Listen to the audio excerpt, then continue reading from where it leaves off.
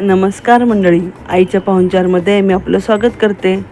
आज आपण रुखवतासाठी केल्या जाणाऱ्या वळवटांच्या 5 खिरींचे प्रकार पाहणार आहोत। घावले, बोटवे, मालत्या, फनुल्या आणि नखुल्या हे वळवटाच्या खिरींचे 5 प्रकार पाहणार आहोत। वळवट करण्यासाठी 1 वाटी रवा दुधात भिजवून घ्यायचा। तो छान मऊ होण्यासाठी हे वळवटाचे पीठ खलबत्त्यात कुटून घ्यावे किंवा मिक्सरमध्ये अर्धा मिनिट छान फिरवून घ्यावे आणि हे वळवटाचे पीठ छान मऊ होते आणि हे वळवटाचे पीठ हातालाही चिकटत नाही।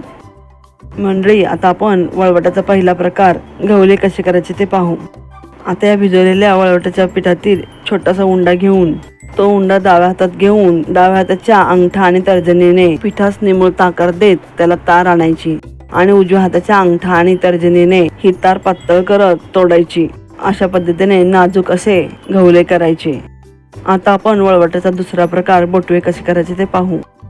गवल्याप्रमाणेच वळवटाच्या पिठाला तार आणायची, पण हे बोटवे करताना गवल्यापेक्षा थोडेसे जाडसर तार आणून तोडायचे। अगदी तांदळाच्या दाण्याप्रमाणे या बोटव्यांना आकार येतो।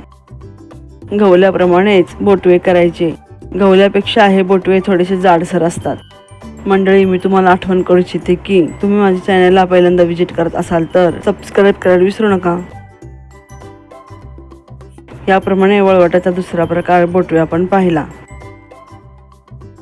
आता वळवटाचा तिसरा प्रकार मालत्या कशा करायचे ते पाहू।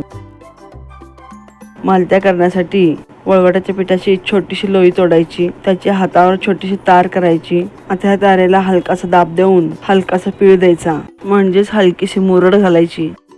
अशा प्रकारे नाजूक सुबक अशा मालत्या तयार झाल्या।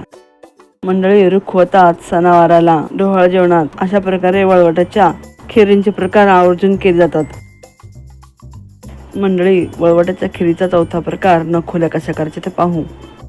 वळवटाच्या पिठाची छोटीशी लोई घ्यायची, त्या लोईला अंगठा आणि तर्जनीच्या साहाय्याने दाब देऊन चपटी करायची आणि त्यामध्ये नख रुतवायचे।